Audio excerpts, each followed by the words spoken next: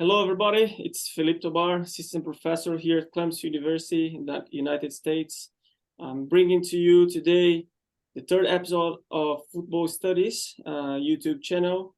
Here we have three special guests as part of a 3-episode series that we're going to be posting in the next month. So first, let me introduce you to Alexandrou. Dr. Alexandrou is the co-founder and chair of the Football and More Network. He's been responsible for bringing out these special guest speakers from the UK to talk about manifold of topics associated with football.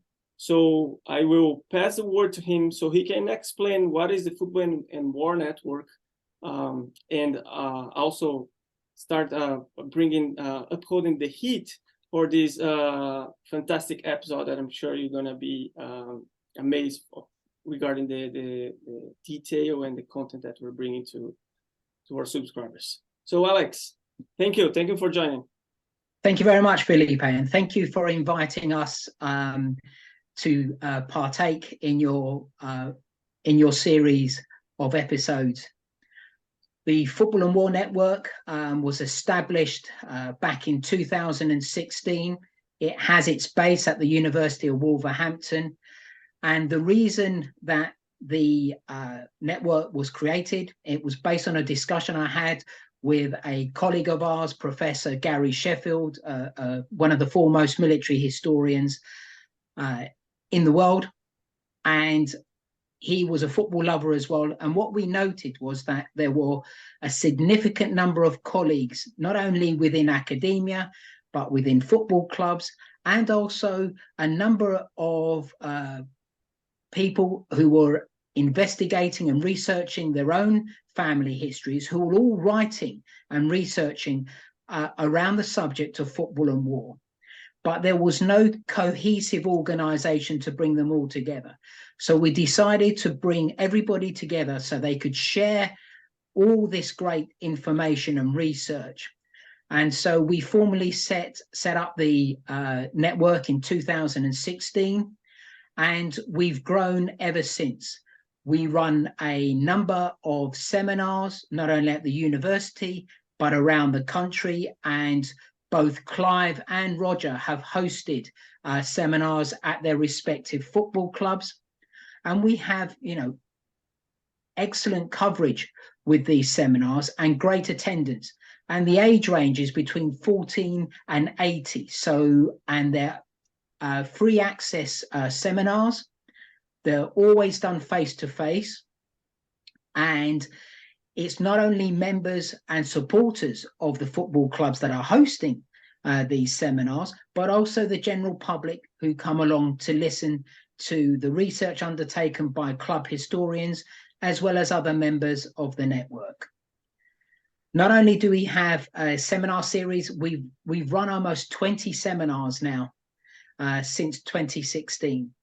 More importantly, we have a profile and a platform on the University of Wolverhampton's website, and there we provide free access information, including a blog article series, which now has over 120 articles. These have been written by a range of individuals, be they, as I mentioned earlier, family members who are investigating and researching their own family history and have a family member who not only played football, but was also serving in the armed forces in either the First or the Second World War. We also have academics and club historians, and both Roger and Clive have contributed a number of articles to that blog articles series. And we are continuing to develop our activities. And this series of episodes with you, Felipe, is another aspect of that. And we've also, for example, produced a special issue of a magazine called Our Football League, which raised monies for a military-based charity as well. So we're involved. Other activities of the Football and War Network have included working with schools to develop student engagement programs, for children, not only in elementary, but secondary schools as well. And it also includes working with community projects as well. So thank you very much. Amazing. Alex, can you share where people can find you on Twitter? Can you share your Twitter? Yeah, we have an active Twitter account. It's at Football and War, and we tweet every day. We'll either repost tweets from colleagues within the network, anything that we find interesting. We will also highlight when a new blog article is published, or when we're running our next seminar, or any other activity either we at the network are connected with, or that colleagues are running within the network. Amazing. I encourage everyone to follow. It's a great page if you're a football historian addicted as myself. Thank you, Alex. So now it's time to introduce our guest speakers that Alex helped me to bring to Football Studies YouTube channel. Thanks, Alex, for intermediating that. So in this episode, Football Studies is hosting Mr. Clive Harris, Charlton Athletic FC historian, trustee of the Supporter-led Museum, and co-author of The Greater Game, Sporting Icons Who Died in the Great War, and Mr. Roger Slater, writer of Wealdstone FC, and an enthusiastic amateur historian, as he classifies himself, with particular focus on the Great Wars and around football prisoners of war. The episode is going to highlight several interesting topics with bringing the expertise of these two guest speakers around the work that they have been doing in their respective football clubs. So I will start with Roger first. And Roger, can you just, if you want, supplement a little bit of your background based on the information that I just shared with you all? Please introduce yourself the way you want. Hello all. Yeah, just to follow really from what Alex and Felipe have said, my background, I've been involved with Wealdstone Football Club for just on 55, 58 years, something like that. I wrote the club history. Part of that process, I came across the original war memorial that the football club had. And as an amateur club, we were in fact one of the first clubs in the country to have our own war memorial within the ground, to the 9 guys we lost in the First World War. That was later supplemented with those we lost in the Second World War.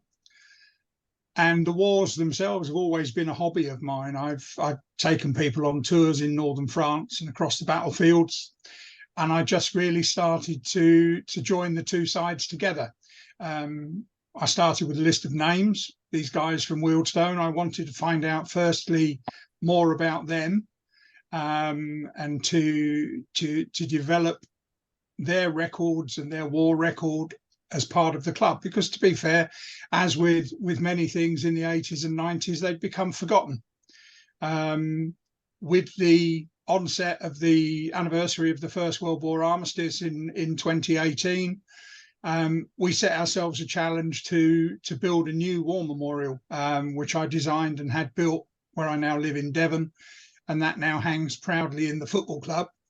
But alongside that, I researched each of the players individually, found out about their lives. I found 2 people that were incorrectly recorded, both on the local Wealdstone War Memorial itself, and were incorrectly recorded by the club. One was a guy called George Richard Goodedge, but he was known as Dickie. Well, he'd been recorded in the club as D. Goodedge, and I had to go through a number of records to actually find the right one. And as I say, there were 3 or 4 cases of that.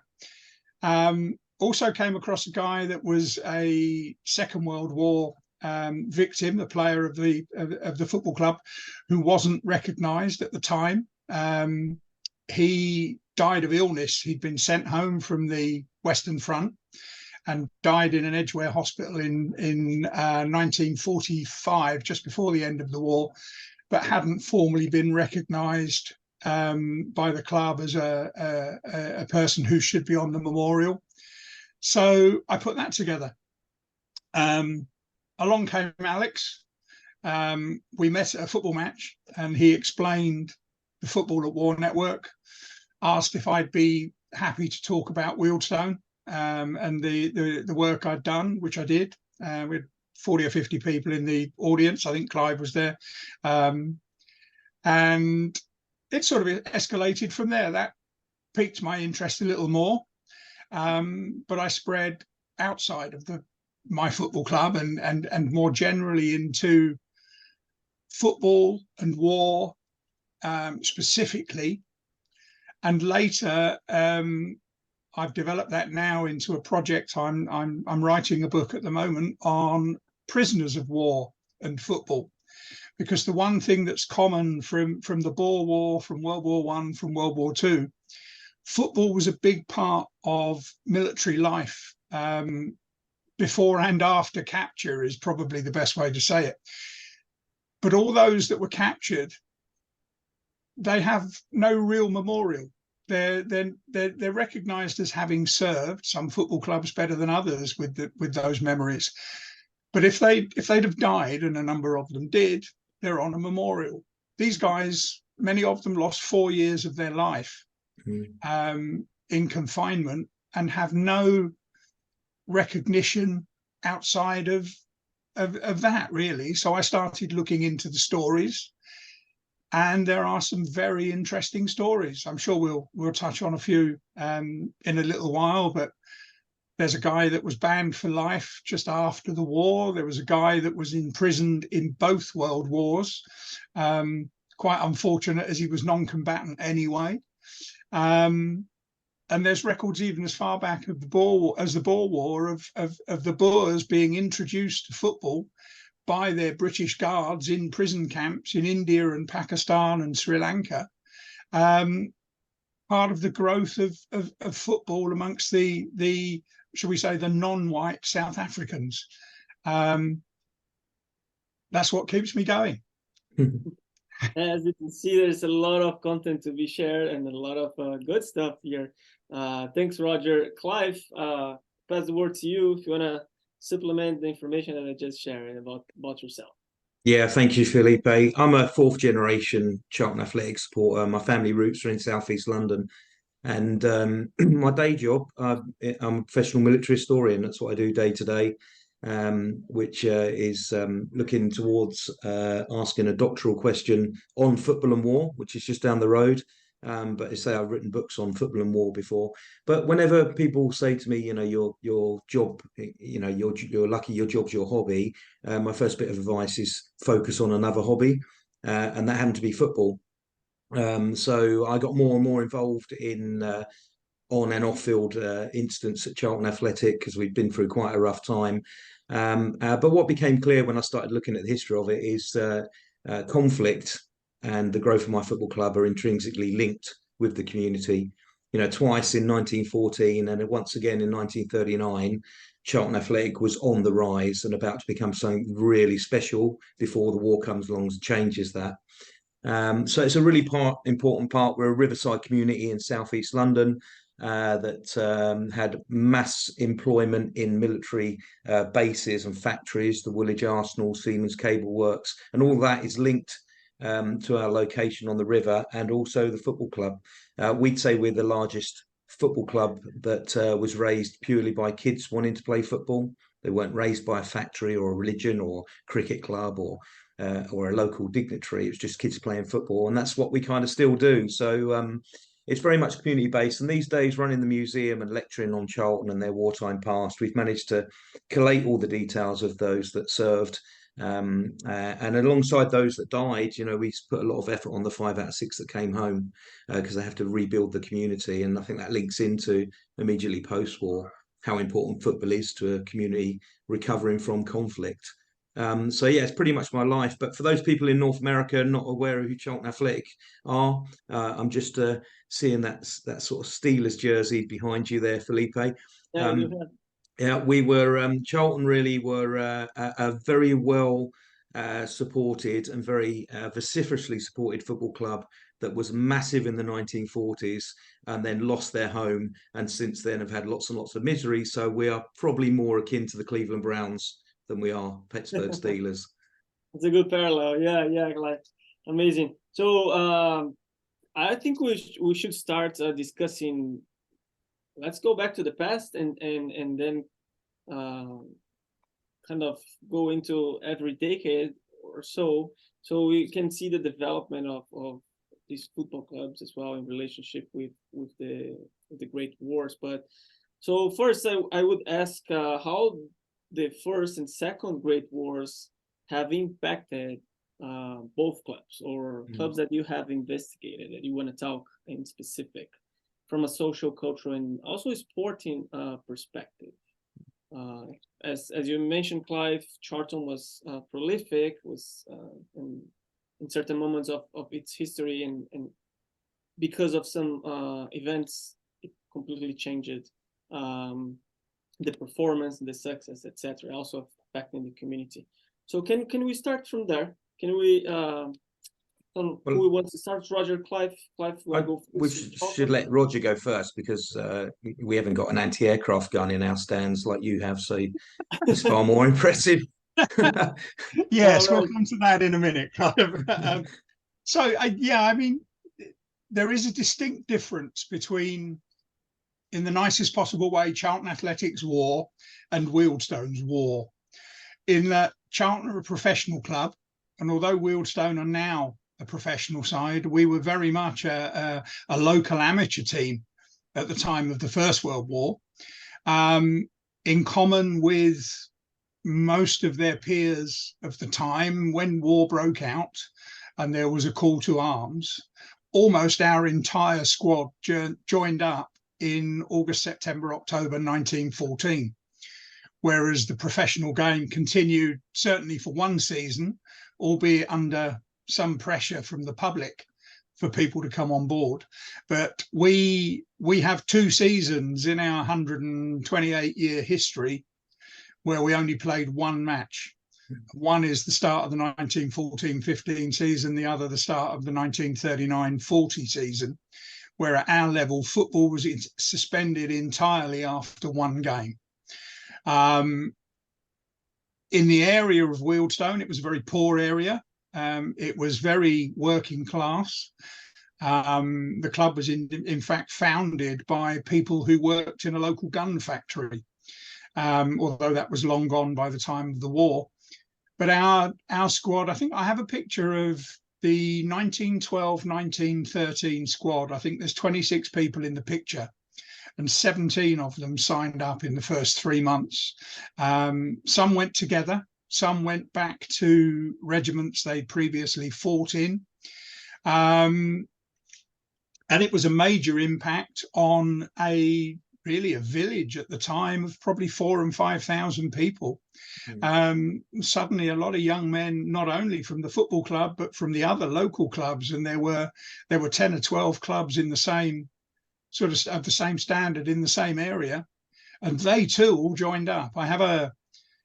As part of the research I was doing, I read all of the local papers I actually read them from 1882 to 2005, which I wouldn't recommend to anybody. But I did learn a lot. The thing that stood out incredibly so from probably the second week of August in 1914 was the half page of all those people that had joined up in the local area. This was before the Kitchener, Your Country Needs You, and the formation of the PALS battalions.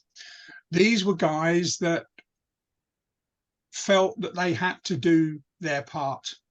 Sadly, as I say, a number of them never came back and left wives and children. Some even from a foreign country. You had one guy, a former Wealdstone player, a guy called Charles Bird. He was a challenge when I was researching the war memorial, because in fact we'd recorded the wrong Charles Bird. When I went back through Ancestry and the records, I found two, both born probably within about a month of each other, and both died within a month of each other in 1918 in France. The difference was one had left his family in Harrow and gone abroad to fight in the war. The other one was fighting with the Australian infantry. Now, we obviously thought, being a Harrow-based club, that it was our Charles Bird that had lived locally. But in fact, it wasn't. It was the other Charles Bird, who'd played for the club in 1911, who on the outbreak of war joined the Australian infantry. He fought at Gallipoli. He then fought on the Western Front. He got wounded in 1916. He came back to his original family home in Harrow, married his original Harrow-born girlfriend, and then recovered and was sent back to war and died as a member of the Australian infantry on the Western Front 4 days, I think it was, before the armistice. There's something I don't think we'll ever understand about people of that era and people of that ilk, in that they felt they had to be part of it. We will never know, because most of us haven't gone through a war. We wouldn't know what it's like to want to be called up. We can only judge by what we read and what we see. And the one thing that is certain is the impact that it had on everyone at home, how the mood changed, even in newspaper reporting, from it's all going to be over by Christmas. Everyone's heard the saying. And then Christmas came and it wasn't. And then the story of the Christmas truce came out, and the truce football match, again, a bugbear of mine, because it wasn't. Clive will either agree or shoot me later. Yeah, slight mythology. Yeah. And the attitudes of people at home, and certainly around our football club, distinctly changed. In many cases, they'd lost the breadwinner of the family. So the families left behind, they weren't quite destitute, but they were certainly struggling. As the war progressed, and it seemed to be the case from what we know of the people in our football club, one or two of our serving soldiers came back wounded, came back injured. They were luckily accepted back by their families, because it was another mouth to feed. They suddenly had no means of income from this man that had been demobbed from the army as unfit to serve and was incapable of getting a job. So the family had to rally round and feed them, basically. There are many cases where they weren't quite so lucky, but the whole district was involved, even just through the local paper. If they didn't have people in their families serving, the local papers at the time still told them the stories, with letters back from the front, with people home on leave. And there was a definite a mood change. Although the war wasn't in Wealdstone, we didn't have, daily air raids and things like this on people's doorsteps. They were very much involved, albeit probably a week delayed from the news. I don't know what you think, Clive, whether Charlton's war was different at the beginning. There's a lot of parallels, to be fair. I mean, it's probably a more heavily populated area, isn't it, along the river there, river community. But what gave Charlton Athletic the opportunity to develop was as much about the war as it was the decision by our local great club, as they were then, Woolwich Arsenal, to leave in 1913 and move to, in their own words, a more richer environment north of the river, where people had more money. And that obviously left a vacuum for our young lads playing football to fill. And they did it very successfully as an amateur side, winning all the local leagues and progressing through to just the verge of turning professional when war was declared. What I would say is about the footballers enlisting, it's quite interesting that you often read criticism of football being quite slow to the plate compared to cricket and rugby and other sports. And, this is sometimes wrapped up as being the fact that football is, played by working class people who don't care as much as those. It's nonsense, really. What you need to look at is, it's very simple, because the other sector of industry that struggles to enlist as quickly as other parts is agriculture. And there are two things that happen. When war's declared in August, you have harvest to think of, and you have, for football, you have the new season started with contracts being signed. Yeah. So had the war began in March, I'm sure we'd have been as quick as cricket.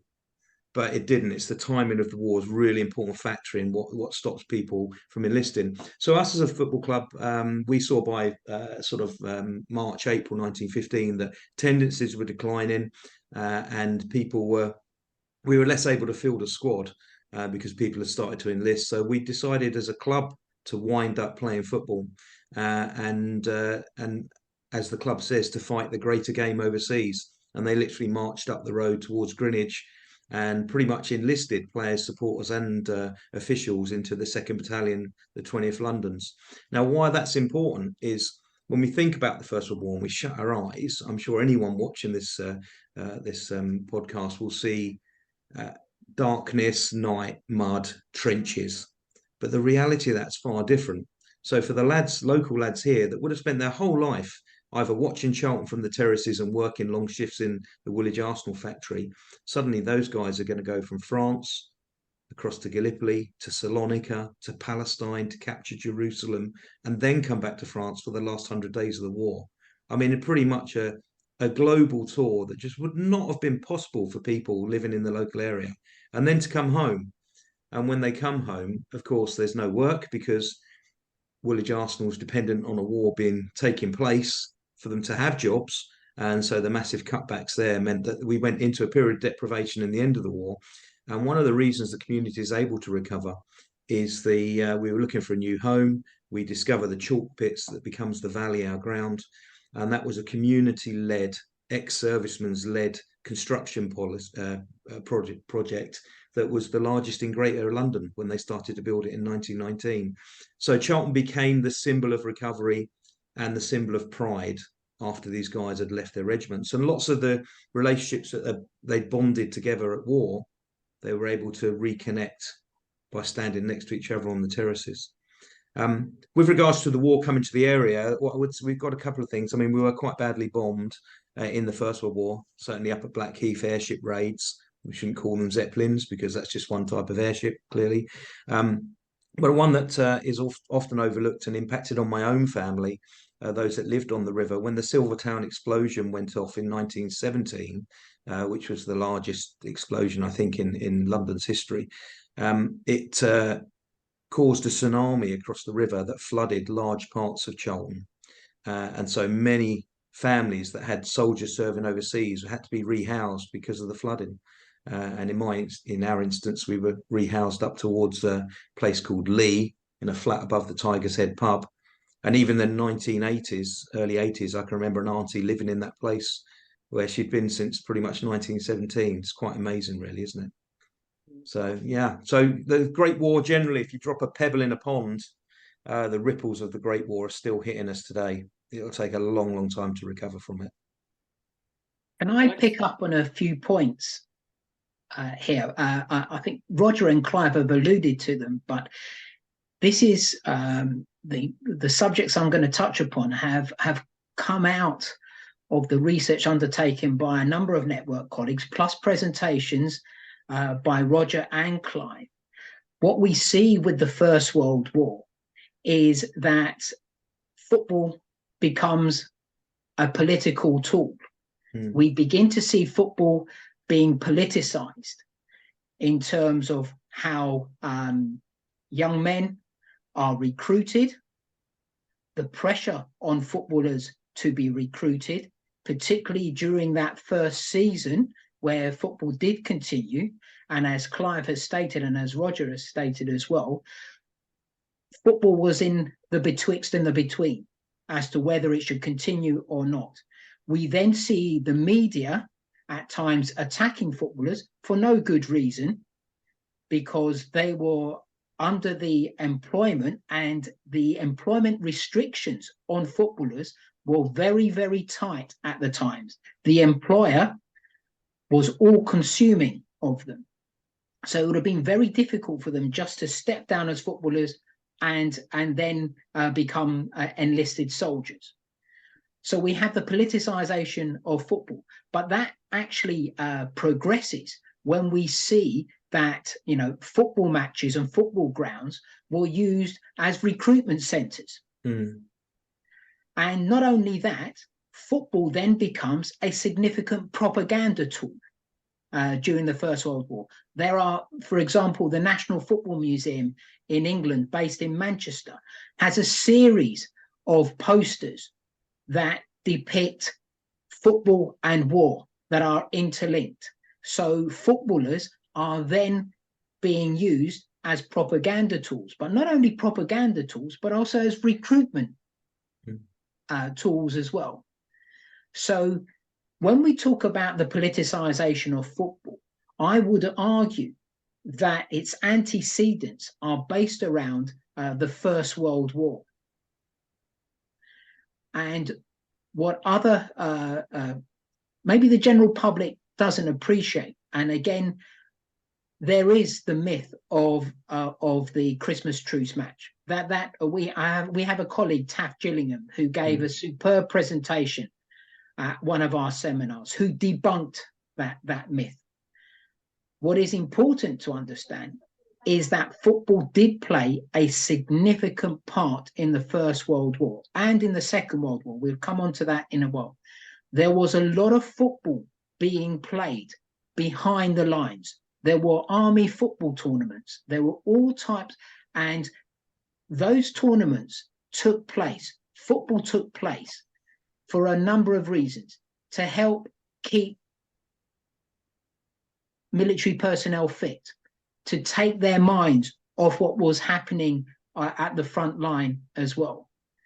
And I'm currently working on a new project with the Army Football Association, where we are developing its history heritage project, which Clive knows quite a bit about, and hopefully will do some research related to that. And while we were looking through the artifacts, suddenly out of an envelope dropped a coin. It wasn't actually a coin, it was a medal. And it was a winner's medal from one of the army football tournaments that were taking place. So for morale purposes, for fitness purposes, football played a major role. Just add one thing to that, Alex, and along the same lines, I have, Clive mentioned it as well, people serving in the Far East, the Middle East. When I was researching the Wealdstone element of the First World War, 4 of our former players, 3 that were current at the time of the war and 1 previously, all embarked on ships at Southampton over 3 days. They were going off actually to fight in Iraq. Their staging post was Alexandria in Egypt, and the 4 of them from 2 different ships met in Alexandria watching a football match. And it was a football match between 2 army teams. One of those army teams I had a team listing for, and there's a private, I think it's A.L. Leaper. Clive Leaper is a friend of mine and a current Wealdstone FC fan. It's his great uncle that played in the match, watched by the Wealdstone people in Egypt in, I think it was 1915. Just shows how even today, football in the First World War can actually have an impact on people now. Yeah, it's so many parallels along that, Roger. You get stories. It's incredible, isn't it, how it touches us all. I mean, the real need, just following on what Alex said, the real need for football in the British Army, particularly in 1914, is the Great War's not only a uniquely global event, but it was quite unique in its in the way it was fought for the British Army. For the first time, mass conscription and opening up meant that the fitness standard of recruits would be lower than it would be before or after. And that combined with largely, I'd say that loosely, but largely a static war, meant that you also were fairly limited to how you kept those people fit when they were in the front lines. So football became a massively beneficial way.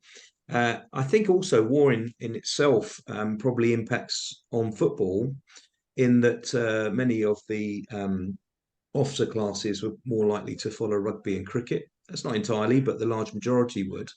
Yet their men spoke the language of football. So rather than convert everyone across, they stepped down, started to learn more about football, see how they could use it as a way of explaining things on the battlefield, use the same terminology. And so as we came out the war, people who perhaps wouldn't have been interested in the game beforehand were invested in it, and it's part of the growth of football globally. And as that Roger already mentioned, sometimes we can take that across to people from overseas, as well as Charlton Athletic's results. One of the teams I look for in the Argentinian second division, Club Atlético Douglas Haig, formed on the 11th of November 1918 by some Brits that were there at the time, and currently top of their division. So, it's the links go all across the world, really. It's a massively important thing, football. And it's got a critical role to play in both wars, but certainly in the Great War. But also, I think, to add on to that, Clive, I mean, although it was a massive part of military life, as you say, for fitness, that was brought home as well, because obviously football became a fundraiser in this country for prisoners, for the wounded, where a lot of clubs would run fundraising matches throughout the war, maybe to buy kit for prisoners. There's a number of cases where there was a letter in the Times, actually, just after the start of the war, where prisoners in a prison camp in Germany were appealing for football kit to be sent over. And I think it was Coventry City that held one of the first fundraising matches with the aid of the Red Cross, just to supply football kit to prisoners of war in Germany. Fascinating. But and it brings the war home to the people, because they're doing their bit. They may not be able to go overseas and fight and serve and whatever, but they can pay their shilling or their sixpence and buy a programme and go to a match and feel that they're doing something for the people that are defending their country. And the spirit around that is, you can't bottle it. I mean, we'd be millionaires if we could. No, we've got little flag pins of people when we raised to build a hospital, as part of the war locally, that was raised through football matches. And to bring it topically to today, the spread of women's football during the Great War, we could do a whole episode on. And our local team, the Woolwich Rockets, the girls playing at the Woolwich Arsenal, would regularly get crowds larger than Charlton were getting at the time before the war started. It's just a shame that was, pressed pause on that for about 70 years after the war ended. But it showed the potential that long ago. But we see it today, and I know, Felipe, you're keen to learn about how football then is similar to football today. But if you look at the recent game for Ukraine and the amount of money that raised, you can see for Ukrainian people, they can still use football as a symbol of their own pride, and it's a really important message for them, sort of togetherness as a nation, even if it's on a football field. Yeah, I also hearing you talking, kind of some questions pop up in my mind, and some of them you already answered, but I was really curious about how both Charlton Athletic and Wealdstone have or not supported the families of former players that went to the war and became a victim and never returned, whether or not that happened. And also based on my dissertation that talked about the history of Real Madrid during the Spanish Civil War, the Republicans, or the populists, as you might want to call, they purposely use sports athletes to try that were being recruited, right, as a recruitment tool to bring them the larger population as well to go to the war. So it's kind of a magnet, saying, well, they can do that, you also can do that. Your idol can be in the war, you can do that as well. So I was wondering if that also happened, as Alex was mentioning, football was a political tool in both wars. So I'm curious if those actions also happen in your context, and kind of merging these two questions into another one. If you can share one or two very interesting stories that you found out based on your research about football players involved directly in the Great Wars, if that's possible. After you, Clive. Well, yeah, there are examples exactly of that, Felipe, of helping the community, and I think the most obvious one is the construction of the valley at the end of the war itself. The local MP, Greenwich man, at the time. So Ian Hamilton Benn had served in the Navy in the First World War. We got a lot of nautical connections because the Naval Academy was based in Greenwich as well. And obviously the close proximity to a tidal river means that we're very closely associated with the sea. But he was the guy that pulled in as many favours as he could, got army trucks borrowed, army huts for changing rooms, and set about funding the project that constructed now, what is a very special stadium in southeast London, the Valley. We're lucky to still be there. So it kept the local population employed, and lots of the ex-servicemen, supporters and players kept them employed. Occasionally, and it's something that we should mention, is that as a military historian, I could go to war, and I don't say that with flippantly, because I am ex-military myself. I could go to war and I could be wounded, but there's every chance I could come back and still be a military historian. When you're an elite athlete, the slightest wound could be career limiting or career ending. And so you need to factor that in. For many of the Charlton players that came back slightly wounded, they're never going to be able to play to the same standard as they were pre-war. And so Albert Purdy is a good example, but the club employed him right up until his death in the 1950s at the Valley as a rat catcher, because it had been a skill that he'd learnt in the trenches, catching rats. And he played for a few years, but never quite really made it. I think he played at Fulham as well, but we gave him a job because he was part of our team. Sometimes it works to your advantage. One young, very talented player before the war was a chap called Jimmy Seed. He was gassed twice in the war and told he wouldn't make it at the end when he returned back to his native Sunderland. Well, he did. He went on to captain Sheffield Wednesday and Spurs. But that long-term injury meant that he became a very young manager for the time, initially at Leyton Orient, then Charlton took a punt on him, and he was the man that took us from the old third division south right up to the finishing runners up in the what would be the equivalent of the Premier League. And I think there's only Chelsea, Spurs and Arsenal, the only other London clubs that could claim have finished the season that high. I'm not sure even West Ham finished second. And of course took us to Wembley 4 years and 5 years and won the cup, and now there's a stand named after him. So if Jimmy had come through the war unscathed, perhaps he'd never have been a manager. Yeah, so sometimes it works for you as well. But I'm sure we could speak for hours and hours, Roger, couldn't we, about our own clubs and what have you? It's interesting you're saying what Charlton's efforts, if you like, after the war with particular players. At Wealdstone, it was slightly different, being a different type of club, a lower level club. We certainly held fundraising matches during the war and post-war. The funds for that donated to some of the families, and there were memorials to those that were lost. After both wars, the club entered a number of hospital cups, the Battle of Britain Cup and things like this, that were all not specific fundraising to Wealdstone people, but were fundraising generally to the sport that had lost people in the war. We, like Charlton at the Valley, we moved into a new ground a couple of years after the war. Ironically, ours has a little bit of a connection to the Second World War, because a regular visitor at the time was the local mayor of Harrow, who was a very young Oswald Mosley, who featured a little more prominently in the late 30s as basically a British fascist. But he, I mean, we look back and perhaps with a wry smile at his involvement in the club. But at the time, he was a conservative. He was promoting the club. He was promoting himself as well, as politicians do. But his very being at games and at charity matches brought other people in that raised the amount of money that was raised during the game. So there was a benefit to both sides.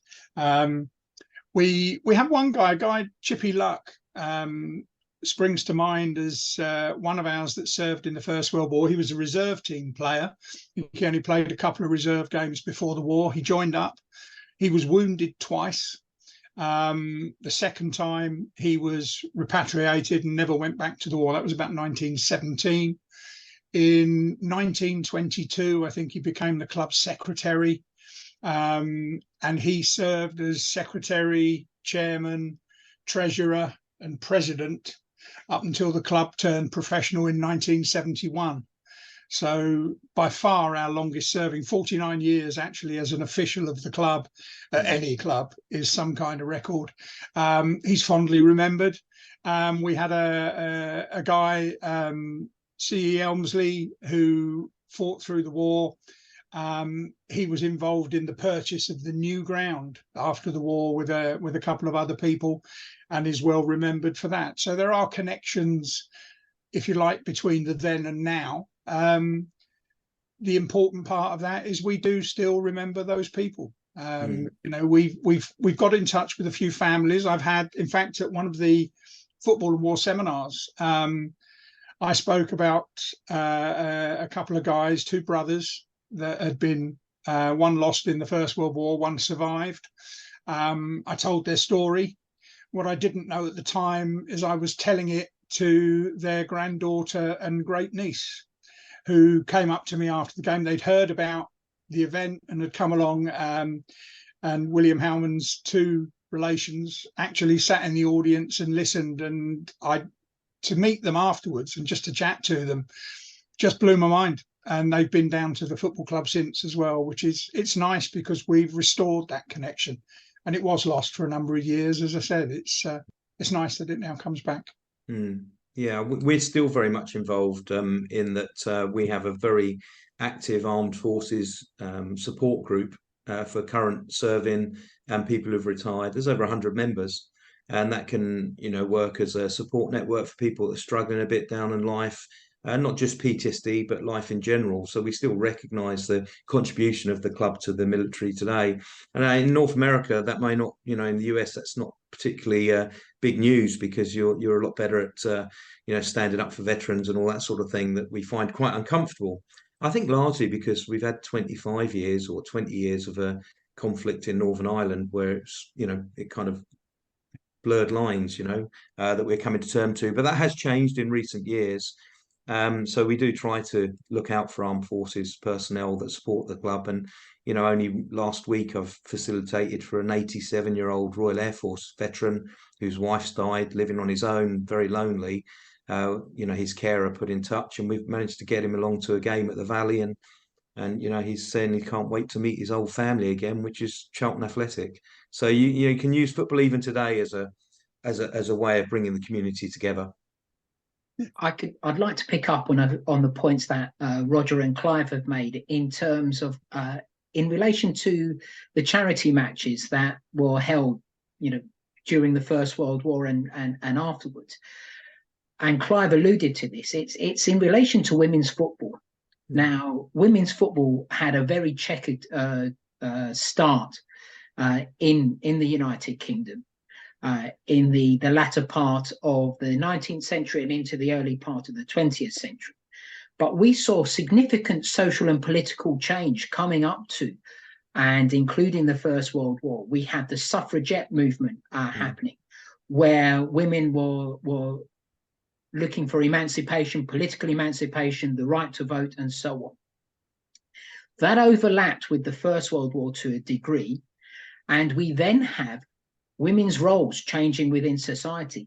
The men were going off to fight the war, but we still needed people to work in the factories, particularly the munitions factories and the war-related industry. Who would take over that role? But the women left behind. So they were now doing the job of men.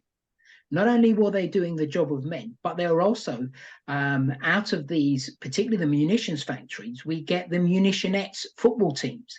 And there's lots of famous teams, you know, Stirling Ladies down in Dagenham. You have the Dick Kerr Ladies, you have St. Helens and many others. They played, there was a colleague of ours, Steve Bolton, has highlighted that over 1,000 games were played in just 2 years of the latter part of the First World War and just after. But they raised significant amounts of money for charity in order to help war veterans and those injured.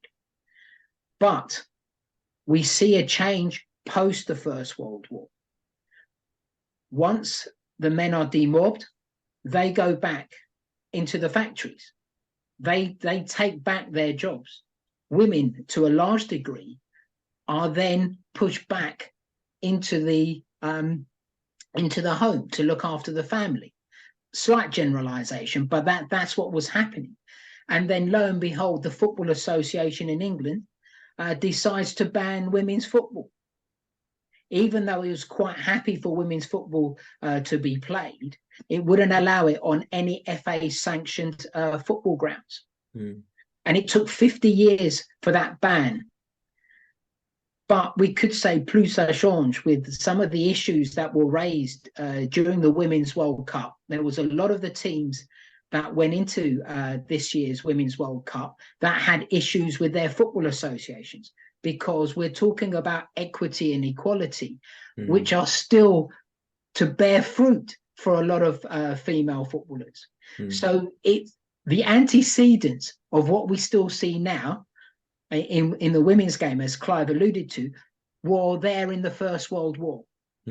So the First World War, I think, is a great case study to look at the connection between football and war from many different perspectives, be they sporting, political, social, financial, and so on. I think one of the social ones, and you alluded to Eric, was with the return of so many of the military that in the main had not had the most pleasant of experiences for a number of years. One of the key elements was to try and impose a return to normality. And the best way for people to forget was to get back to do what they'd always done. Not the way we choose to do it now, certainly. But I think that was an element of why men got their jobs back, women went back into the home. It made it feel like 1913 again, in some respects, because there was that return to the norm that they knew. Different times now, certainly, but it was something that would have been important then to try and stabilize, because we effectively had to rebuild the country. As did the Germans, the French, the Belgians, everyone else. You do that from a platform that you know. And actually, the war that the world they come back to, Roger, as you know, far from going back to the norm, had changed forever as a result. And there are so many positive byproducts of the Great War in our lives today that it's hard to equate to the losses that we endured.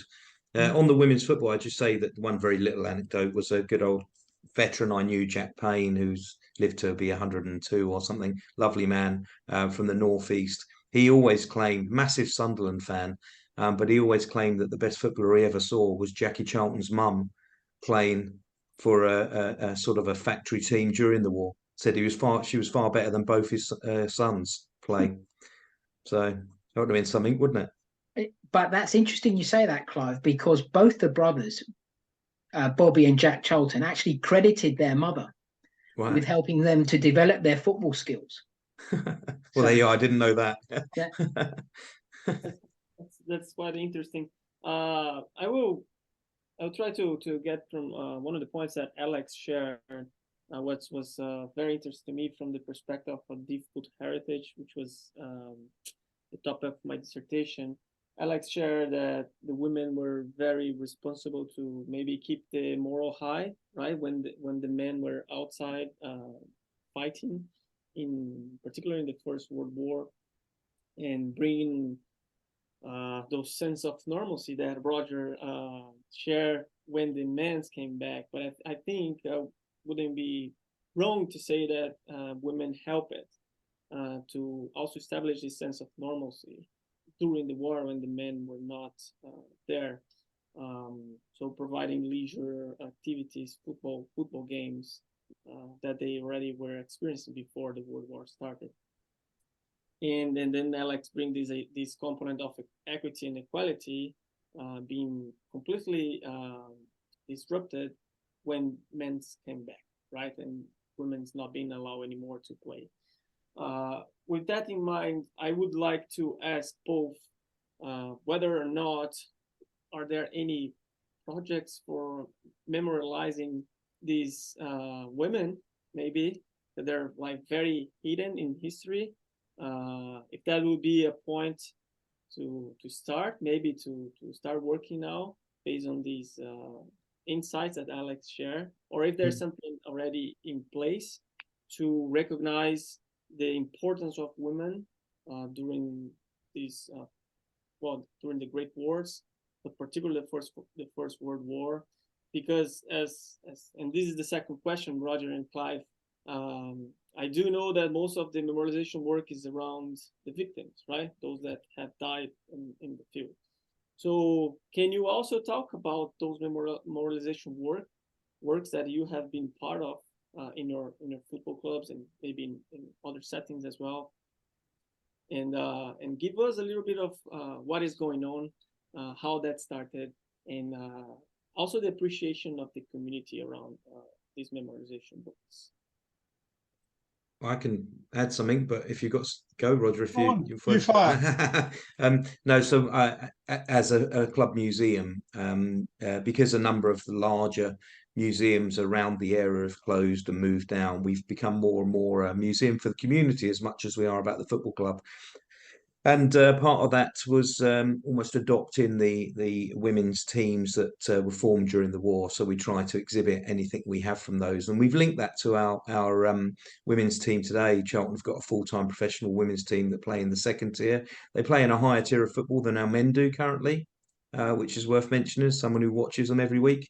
And they are actually embarking on a battlefield tour next year where we're going to be taking them across with a focus of looking at women's role in the war, but also the history of the football club.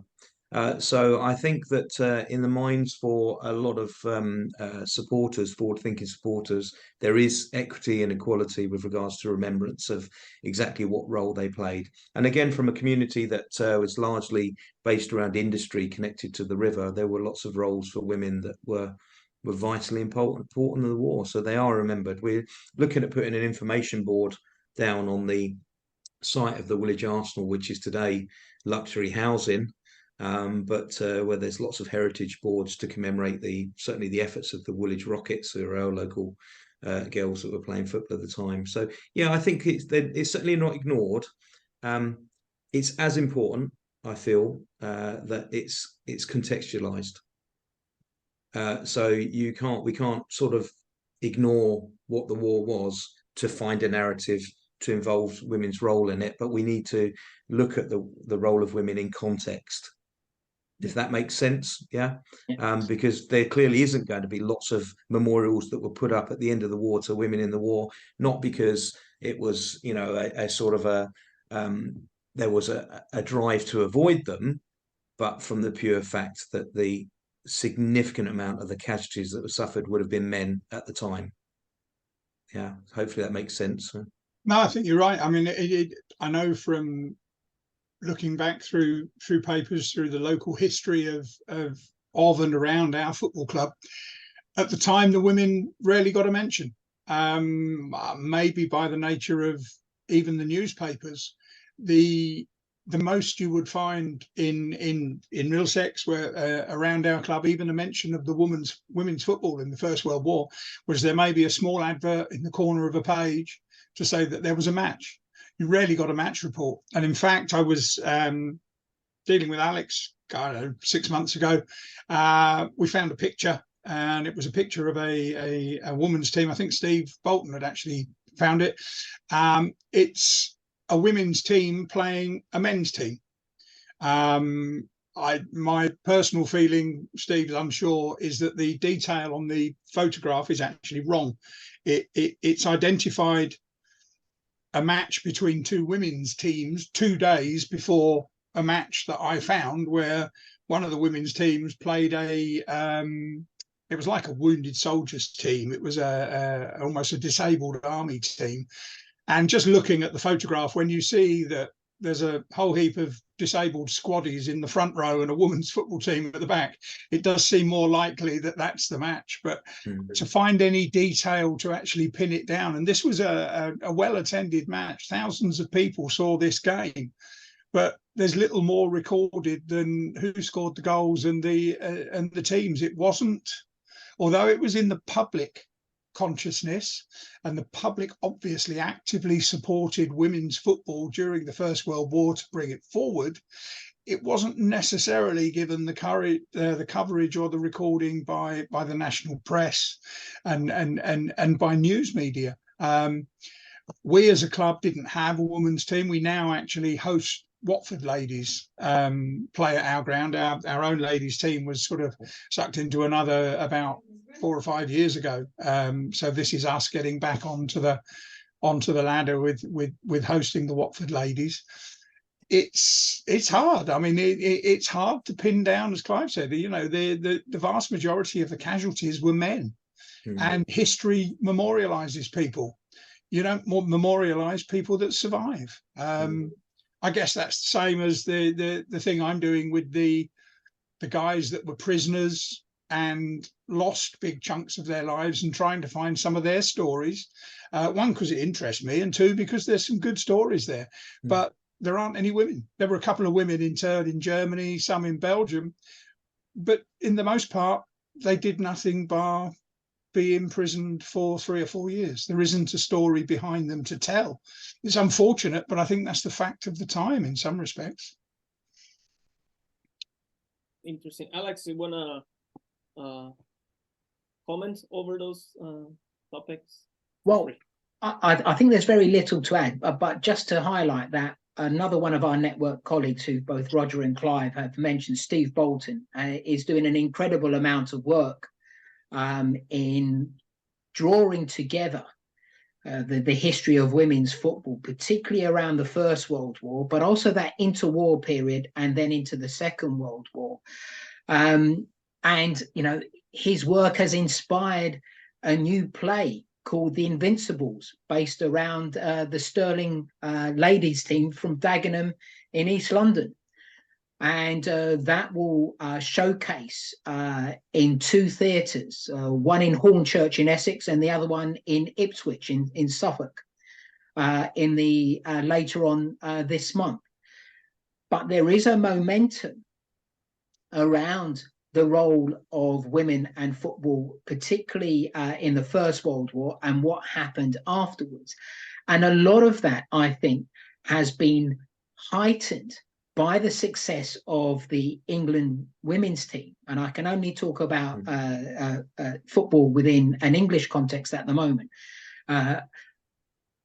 And because everybody now looks back, and because the history of women's football is becoming known, and that very few people knew that football was, you know, physically banned by the FA for half a century.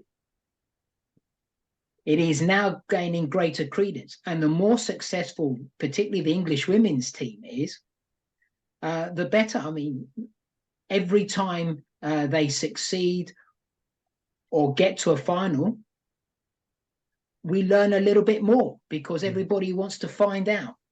And it's the work of Steve Bolton and others that is progressing this. But then they get to understand the social and political elements, but also what women actually put into the war effort, because I don't think it's always noted about what was happening on the home front.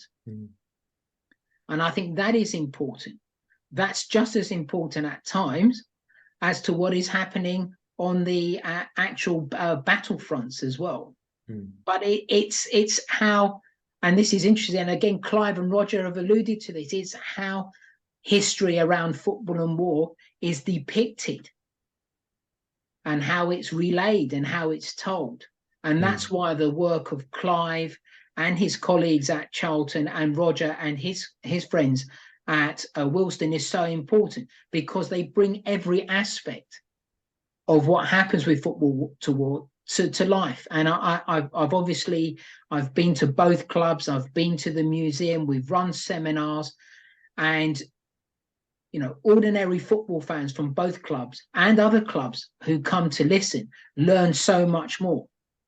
I think one of the things that's come out from the Lionesses, particularly in their success, is there is now a much wider audience asking questions. Yeah. You can change history. We can't actually change what happened, but we can find out more and change how it's recorded. And with so much more interest, there are now people digging deeper and finding out that we found out, for example, that Wealdstone had a ladies team in 1977, only for a couple of seasons, but nobody had a memory of them ever existing because they were a separate element. That's come to light. I know it's come to light with Chelsea and Chelsea ladies through a friend of ours, as Clive said, with Charlton ladies. But as the higher the profile gets, the more people become interested. The more that are interested, the more we'll dig. Yeah. And in 10 years, I don't think we could even ask the question, because I think in 10 years' time, we will know so much more, particularly with the internet now, because it's so much easier to find things. Yeah, we're nudging up towards four-figure gates to watch our women's team, which is incredible compared to 5 years ago where it'd be 30 or 40 people. So to get nearly 1,000 and to play games on them, at the Valley, which is only right. But historically, when we're going back to look at that, we've all got the opportunity to add to the story of the Great War.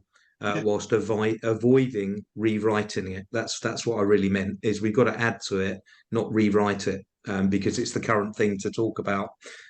So context is everything in history, isn't it? So let's get it right. We've got the opportunity. Yeah, definitely. I think this gender dynamics in memorialization at that time kind of reflects the male dominance of those societies, and that's completely answers, right, why women were not perhaps memorialized as much as men. So going to following the script of today's episode, I now also cognizant of the time that we have left, about 15 minutes. I would like to ask more contemporary questions, and if you can create parallels with the Great Wars, that would be very, very appreciated. So Roger and Clive and Alex, in your perspectives, can we trace parallels between these two great wars and the current conflict between Russia and Ukraine? Also, of course, in the context of football, in particular. The obvious one is the disruption. The first thing that happened with the Russian invasion of Ukraine was the Ukrainian leagues were suspended. Clubs have continued to play fixtures out of the country. Clubs have lost players to the armed forces. And we must remember, of course, this is true on both sides. I mean, there are Russian players serving. I don't know if any Russian players have been killed. And I believe in the early stages of the war, 2 or 3 quite high profile Ukrainian players were actually killed serving their country. Is there a direct parallel? Only in terms perhaps of loss and suffering. This season, the Ukrainian leagues have tried to restart. I think there's 4 or 5 teams sharing grounds in Kiev because the government has realized that it's quite an important morale boost for the population. Long may that last. Let's hope that the war is soon finished and that real normality returns. And of course, it impacted on one of their biggest clubs as well. Shakhtar Donetsk are a team that most people in the UK would have heard of because of their fairly regular appearances in the Champions League. And certainly, when I was growing up as a child, behind the Iron Curtain, I wouldn't have been able to name you any teams other than Dynamo Moscow or someone like that. But there's so now to be able to reel off a Ukrainian side. I mean, I think the largest parallel, and it involves football, but it also involves every aspect of our life that links us back to the Great War, is the fact that we are now looking at a conflict which is a peer conflict. This isn't, it's not an insurgency war. This is 2 nations that are fairly near peer in their capability of what destruction they can cause. And that's the case that we had in both global conflicts, which we haven't seen pretty much since. So that's a readjustment for us. And I say that because I gave a talk recently at London School of Economics, which is, it's fair to say, is a fairly left-leaning audience.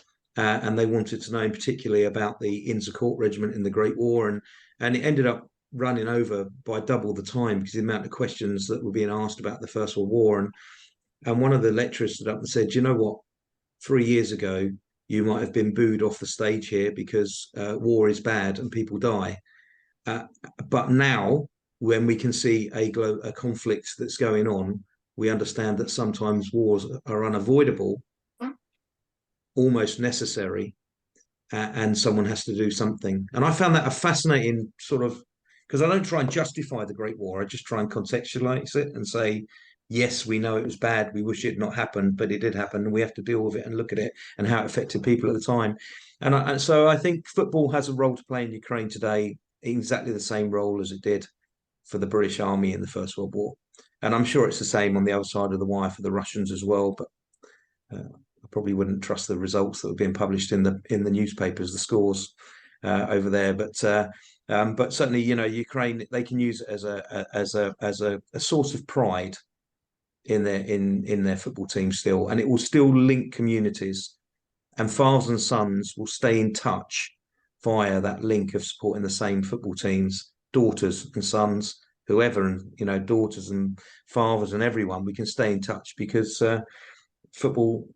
My granddad once said to me, wherever you are in the world, lad, when I joined the army, he said, no matter how homesick you are, whoever's shooting at you, you can guarantee that at 4:45 on a Saturday afternoon, somewhere, someone's reading out a result that reads Charlton Athletic 0. So just deal with it. Yeah. Actually, that's quite an interesting point, because there are, and I found it through both the Great War and the Second World War, particularly prisoners that wanted newspapers sent over so they could find out how Everton got on, how Hibs got on, wherever. I will bet that there are Ukrainian families finding match reports of Ukrainian teams playing in Poland, whatever, sending them to the units at the front line, and they'll bet there are Russian families doing exactly the same. Yeah. It's that common ground. When you put that stake in the ground of your football club, doesn't matter where you are in the world, you've always got one hand on it. And that's what ties all of us as together. People. It's not just a club, it's a sport. It's very hard not to build a relationship with a football fan wherever you meet them, whatever the circumstances. And we again see the politicization of football. We see the banning of the Russian national team from international tournaments. We see Russian clubs not being able to compete in European club competitions. We also see in the United Kingdom that Roman Abramovich was basically forced to give up his ownership of Chelsea. So it's touched the Ukraine-Russian war has touched football in many different ways, both from a Ukrainian perspective and a Russian perspective. But coming back to points that Clive and Roger made, from a propaganda perspective, you only just need to check even the major media outlets like the BBC and others, who have run a number of articles on Ukrainian soldiers, taking up arms, being involved in the conflict as well. So again, we see football and footballers as a propaganda tool, which had its antecedents in the First World War, as we mentioned earlier in this episode. So as we all know, history repeats itself, and we're seeing that, I would argue, with the Ukraine-Russian conflict in relation to football at times. Go ahead. I was going to say, the difference perhaps is, I'd say a difference, maybe it's not a difference. I can research World War I and World War II. I can find out what happened in Germany. I can find out what happened in France, in Egypt, wherever. We can only judge the Ukraine war currently on what we see from the Ukraine, because very, very little information is coming out from the aggressor, from Russia. History will, under any conditions, history will judge what we see today differently. Because history will have a view from both sides. and we can't have that. We're not privy to that information. They're not daily posting on the internet what happened in Kiev or in wherever. So you need both sides of the story to actually fully understand the impact. We can only see from perhaps our views of what happened in the UK in the previous wars. We can only assume what we think is happening in the Ukraine now. And it's backed up by what we see from one side, but it is only from one side. I don't know what's happening in Moscow or in Stalingrad, St. Petersburg, wherever. As yet, we haven't seen that. Yeah, I think one particularly interesting history too is social media now, right? That we didn't have in the first and second wars. Shakhtar Donetsk, that Clive mentioned, they're really constantly publishing the aggressions of Russia throughout the country and kind of sharing to us what are the impacts to the sport, but also to the socio-cultural life of Ukrainians.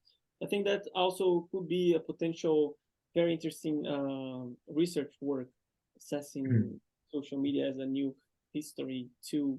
And I wonder that would be the case for the exchanging of letters back in the First and Second World War as a means of communication. But I will jump into our last question because we have 5 minutes left.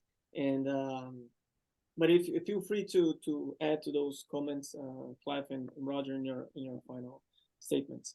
So you kind of already, both of you kind of already discussed the parallels between the Great Wars and the contemporary conflicts. But what are the key takeaways that we could learn from these intertwined histories of football and the Great Wars to make sure football can be a positive agent in times of conflict and peace? What's your thoughts on that? Well, I've no doubt that when the current conflict does end, that football will become one of the reconciliatory tools that we've got at our disposal. And the first game that's played between the Ukrainian and Russian side post-conflict is going to be quite a significant building brick in the fact that we all have to share the same planet going forward. So that's quite important as well. And it's going to be challenging, but nevertheless, we managed to achieve that with Germany at the end of the conflict, and then with us, and now look at us now. It's one of them.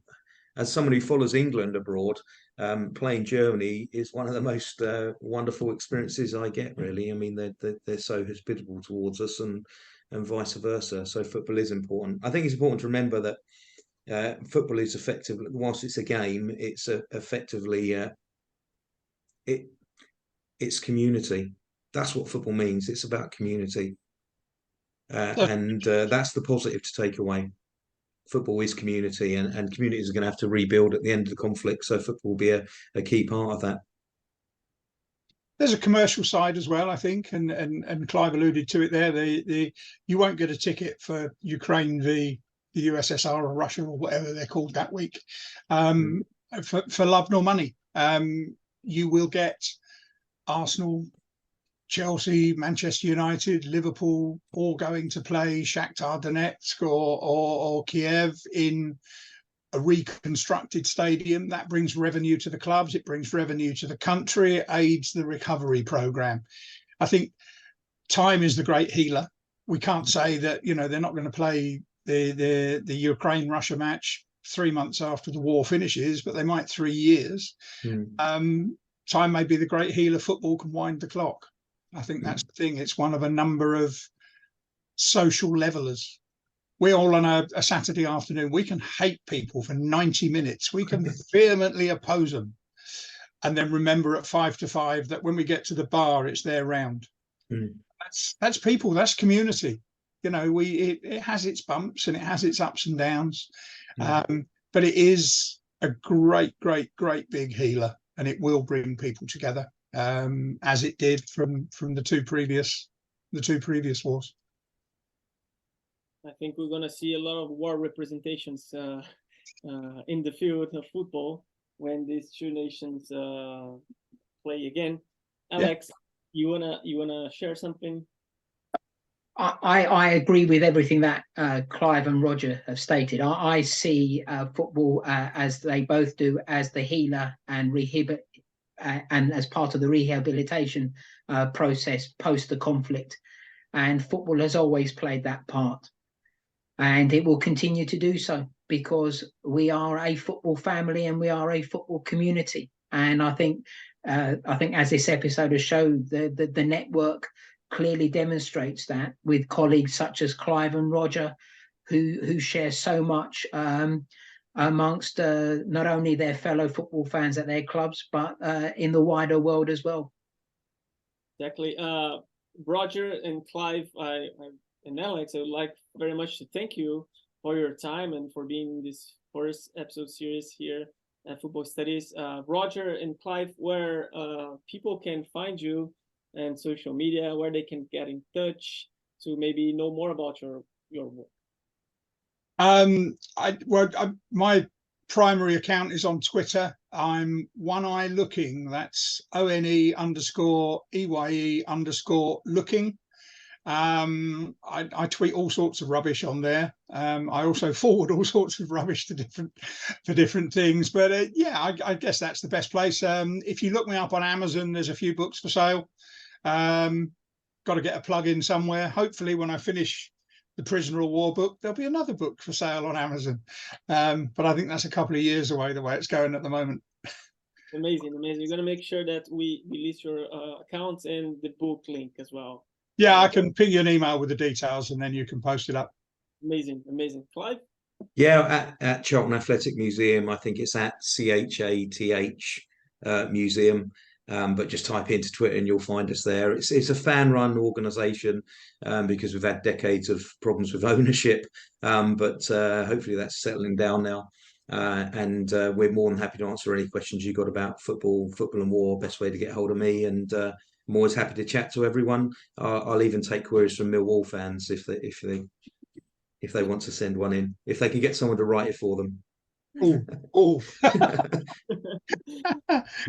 Alex, I know that you're a Football War Network manager, let's say that, but where people can find you as well?